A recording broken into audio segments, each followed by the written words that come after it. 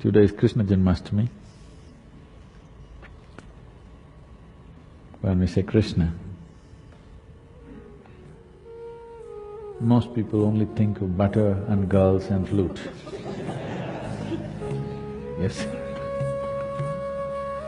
But we must understand that his butter business was all till he was 6 years of age or 8 years of age. So all this girl business only till he was 16 years of age. At the age of 16, when his guru Sandipani made him realize what is the purpose of his life, first of all he left Vrindavan, never again came back to see any of his relatives or the girls or boys of his area. That was the end of it. When he was leaving, today if we say Krishna, we say Radhe Krishna. Radhe comes ahead of Krishna. Because their love, their intimacy, their romance caught the imagination of a whole culture in the entire subcontinent in such a way that we don't say Krishna Radhe, we say Radhe Krishna. But at the age of 16, he saw her for the last time and never again saw her. And at the age of 16, when he was leaving, he said, I played this flute for you.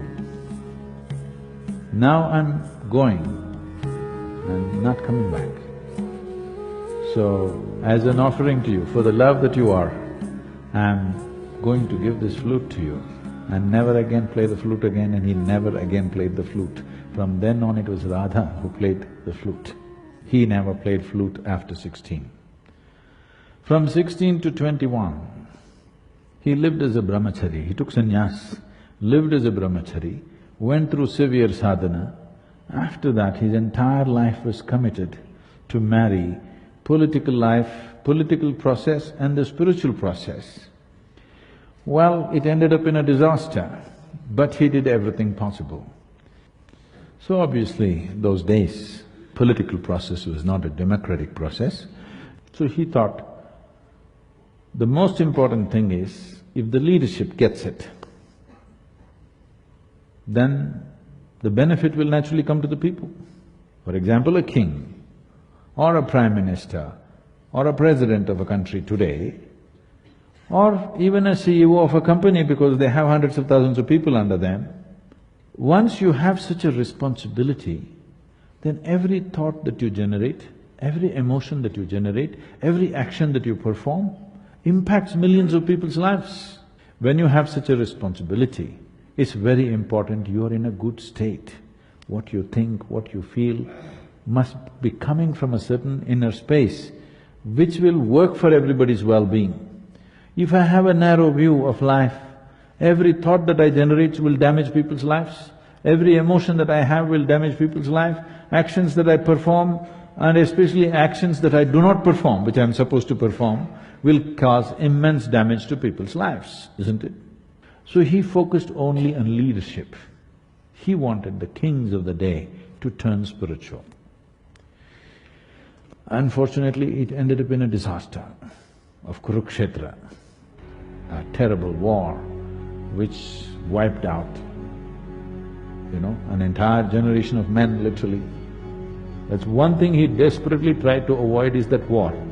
But the most terrible war happened, and even his own clan all fought among themselves and killed themselves. But still we worship him. We call him Lord, because through all this he was playful, untouched by a terrible reality, a terrible drama that's playing around you, but still untouched. We are calling him Lord because he's a Lord upon himself. Though everything went wrong with his external life, within himself, never once did he fall off. For this we are saying Lord. This you can also do, isn't it? Whether you are going to become the biggest success in the world or not is subject to many realities. But are you a successful human being? That means, are you able to conduct your life consciously, or if life pokes you, will you become an animal? This is the question. This one question, if you successfully handle, you also we will call you Lord. Yes?